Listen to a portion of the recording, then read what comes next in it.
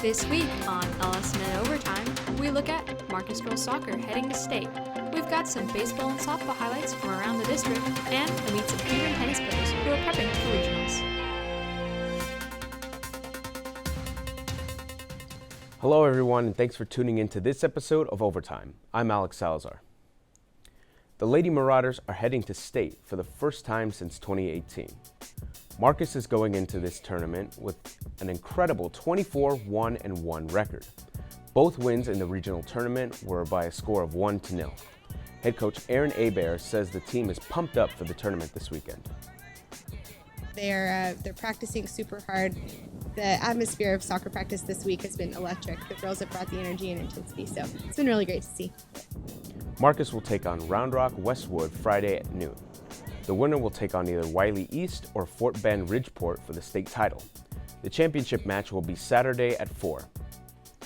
Speaking of the Lady Marauders, one player has come up big for the team in the last few weeks. You might be surprised that she's just a freshman. James Trigg has this week's spotlight.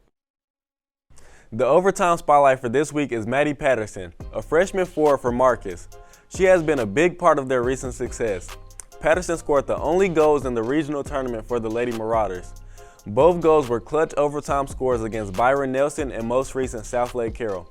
The freshman house has also been putting up impressive numbers for the year with a total of 32 goals and 10 assists. Not a bad way to start your high school soccer career. For LSMN Spotlight, I'm James Trigg. The Lady Marauders aren't the only team gearing up for postseason action.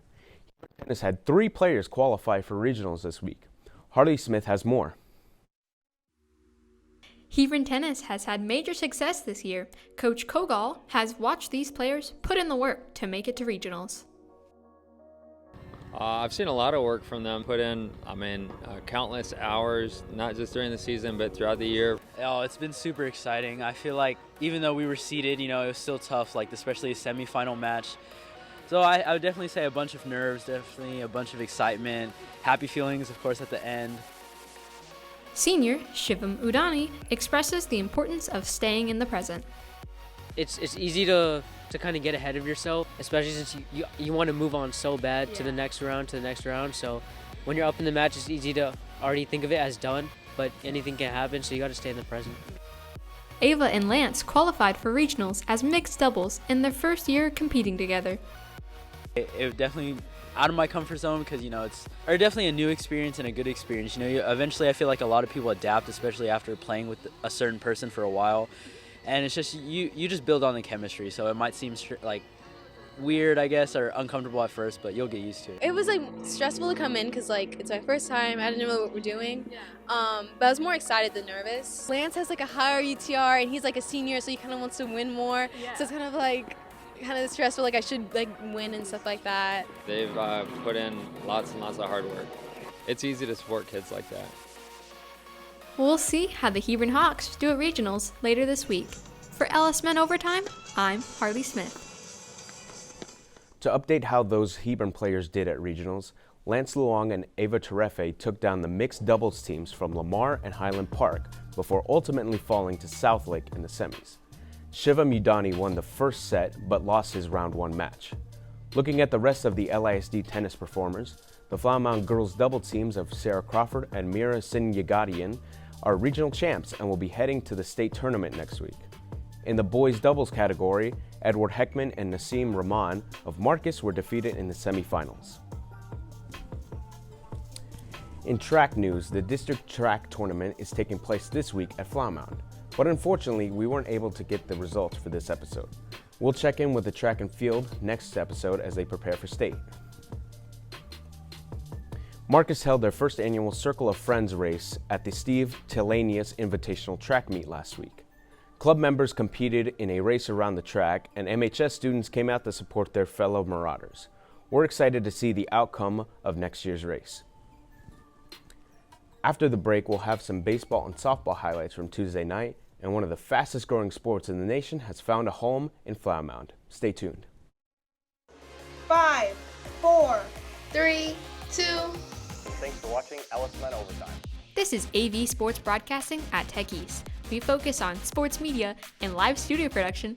The class live streams LST games on YouTube, We also produce Overtime, a bi-weekly sportscast with highlight reels, news packages, and everything produced by students. So if you're interested in video production and editing, or if you just have a passion for sports, this class is for you.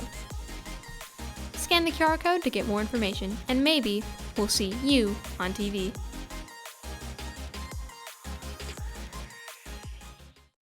Baseball from Tuesday night. On Tuesday night, Marcus hosted Lewisville.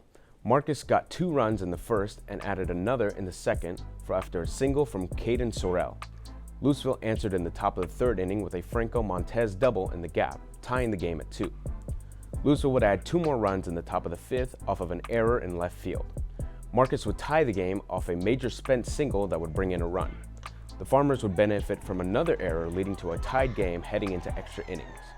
Lewisville would open the top of the 8th inning with a small ball that would end up winning the game. Lewisville would go on to win 5-4.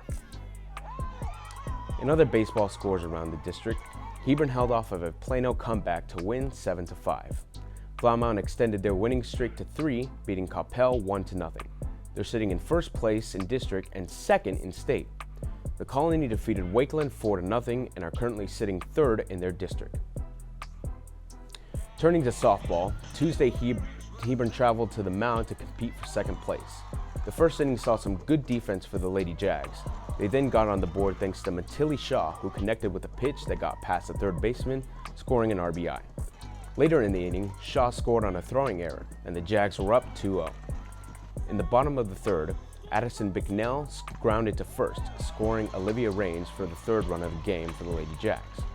In the 5th, Bicknell got on with a nice hit through the right side of the infield, plating 2 more runs. Shortstop Logan Haleman had one of the best plays of the day when she snagged this line drive at shortstop. The Lady Jags won 5-0 and remained in 2nd place. Now let's take a look at some other softball scores. Lewisville lost in a shootout to Plano 8-7. Marcus's comeback against Plano West fell short as they lost 7-6. The Colony blew out Newman Smith 13-3. This Friday, Blessed Feet is partnering with Hebron Baseball to collect donations at their home game against Plano. The team is accepting shoes, cleats, and monetary donations. Blessed Feet is an organization that provides cleats and sports gear to those in need.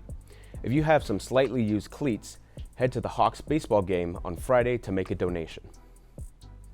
This week's alum star goes out to Flower Mound's alum Chris Brown, a hockey player in Germany. Brown has put up 9 goals and 13 assists for the Iserlohn Roosters, giving him a season total of 22 points. He previously played in the NHL from 2012 to 2017 for the Arizona Coyotes, Washington Capitals, and New York Rangers. The Roosters finished their season last Wednesday, so we hope to see Brown continue his success next season. Here on Overtime, we love all sports, including the obscure ones. Vinnie Williams had a chance to look into Flower Mound's new pickleball club. Pickleball is one of the fastest growing sports in the nation, so we head over to Flower Mound to see what exactly is pickleball. It's definitely mostly like a cross between tennis and ping pong. I'd say it's more like ping pong, honestly, just how the paddle and ball interact, but it kind of has the movement of tennis. I just heard like ping pong, but big, and I was like, dude, that's freaking awesome. So I decided to just jump right in, and it's really fun, really fun. With the sudden creation of this club, we go to see what their motives were behind making it. Playing a lot of pickleball, whenever you go out and play just around, it's usually older people, no one's your age. So I started one at the school to get people more my age, meet new people, teach people how to play. My buddy Landon, we used to just play pickleball all the time, and now he made a club, so here I am playing pickleball. First, you start by serving to the diagonal square. The ball's to bounce twice, and then after that, it's just do whatever. You can come up, back, but you just can't cross this line called the kitchen. Club organizers hope that pickleball's popularity will continue to draw more Flower Mound students. Really putting all these like different high schoolers together, any sports, any grade really. Anybody can play it, it's easy. That would be ideal, because then we can start getting like teams, play games with them on like the weekends maybe. I think it'll really bring everyone together. With LSMN Overtime, I'm Vinnie Williams. That's all the sports news we have for this episode. Join us next time in the season finale. Always working overtime for LSMN, I'm Alex Salazar.